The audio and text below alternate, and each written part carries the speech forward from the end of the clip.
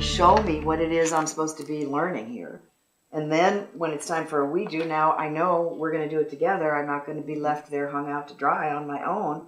We're going to do something, whatever this new task is, together. And then finally, the you do, the individual turn. I can hold this up and I can ask the kids, are you ready for this? Ooh. Are you ready with the green? Or are we still on yellow for you do? Would you like another, or would you like another we do? And how are they doing with it to tell you? They tell you. Yeah. I'll ask them, I'll tell them, do we need another I do? And they'll say, well, half of them will say yes and half of them will say no, and then I know I need to. Text materials, they always provide one example for the kids and then 14 things they have to do on their own, right? Mm-hmm. So I always check, okay, now that I'm, keeping the I do, we do, you do mantra in my head, I always say, okay, we're going to do a few more together.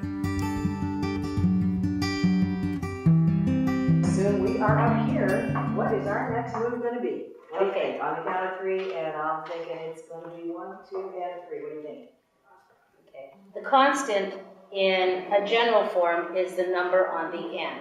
So I'm going to give you, this is general form where this stands for a number, this stands for a number, and I'm going to give you an example right now. Okay, let's stop right there. When we are giving a clear idea, a clear model, she just said something really important and then just went right on. I know I did. So now, you think y'all can do this whole problem and tell your partner each step?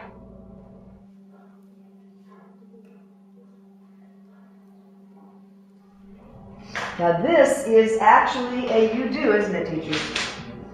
Okay. Take a look at what you've got.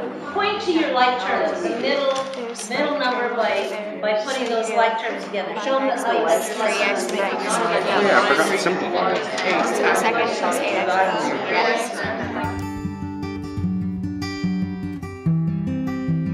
it. They actually were doing the teaching themselves and talking themselves. We would have found out that 50% of that class time was them talking. Yes. Mm-hmm. It's like, I'm not used to them talking 50% of the time. I'm used to them talking a little bit. Kirsten and I were just telling each other in your class, look at all these kids. They are straining to see what you're doing. There was not one of them spacing out. Doing this with them, have you noticed a difference?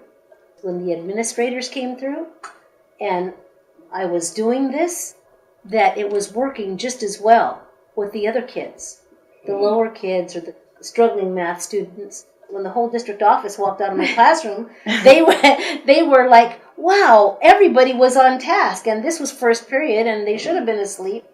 It lends itself to participation, thinking, doing, and having a little fun and not feeling like they just have to sit there with their hands in their lap. Mm-hmm. So and have you noticed a difference in a text that is well designed, every element of that, the headings will be clear as to what will follow in that section. The graphic organizers will be clear. The illustrations the photos will be spectacular. I mean, this whole chapter is about 10 things we're going to learn. Here's what we know now from the research on reading comprehension. Reading it the first time is not enough.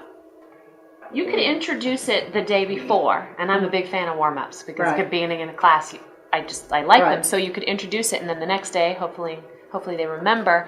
Conclusion for me, I am definitely going to go back to that paper that I was using up until 2 chapters ago that says to write the headings down, that says to tell me what's happening in the graphic, now